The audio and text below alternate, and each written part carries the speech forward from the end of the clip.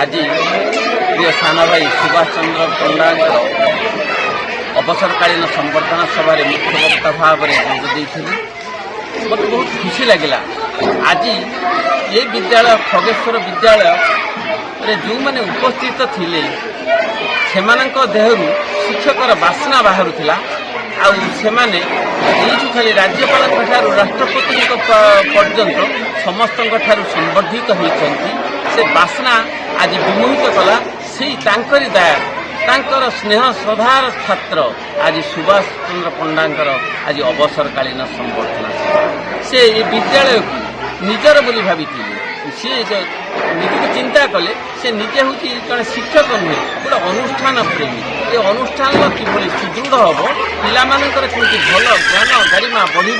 सबू पिला केमती उत्तरोत्तर उन्नति करेंगे से सदा सर्वदा लगी था आउ सबू छात्र छात्री शिक्षक अभिभावक अभिभावक मान से समभावापन्न दृष्टि रखि था ये विद्यालयर उन्नति कल्पे सदा सर्वदा चेष्टा करुवा से महान व्यक्तित्व आज तांकर चाकरी सरी बयस बढ़ी खाली शेष दृश्य अच्छी जाकि भल कर मंद से कर ग्रामवासी रहिले साथी धन्यवाद। 28 वर्ष काल ये विद्यालय शिक्षकता करी अवसर नहीं अवसर समय भी मो ये विद्यालय कटिया विद्यालय भी काटुची वर्तमान मुझे पिला शिक्षादान दूसरी मो घर पे मो विद्यालय नेबी पर यही विद्यालय हूँ मोर घर ये विद्यालय हूँ मोर जीवन ये विद्यालय मो निजक बंची पर्यंत ये विद्यालय सहित मो ओतप्रोत भाव जड़ित थी मुझे खुशी जे मोर समस्त मु पढ़ी ये षष्ठ श्रेणी सप्तम श्रेणी में पढ़ुली आई विद्यालय मुझे मो गुरु मान गहन विदाय दूँ से मत विदाय संबर्धना दूसरी या गर्व कर विषय ये खुशी दिन ये खुशी दिन मो जीवन में जुटिबे ना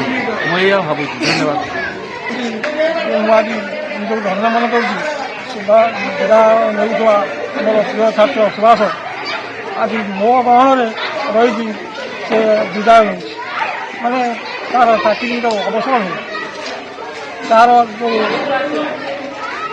कार्यकाल भितर से जो शिक्षादान कर बहुत संतुष्ट तेणु आज मुझे को आशीर्वाद कर तार आगामी दिन गुड़िक घर कटि जाए विदाय नेला पर। ईश्वर चंद्र नायक बर्तमान खगेश्वर हाईस्कूल भारत रत्न प्रधान शिक्षक आज मोर जो प्रधान शिक्षक थे से सुभाष चंद्र पंडा सर आज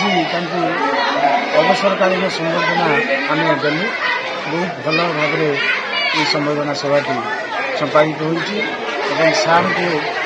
सार भगवान प्रार्थना कर अवशिष्ट जीवन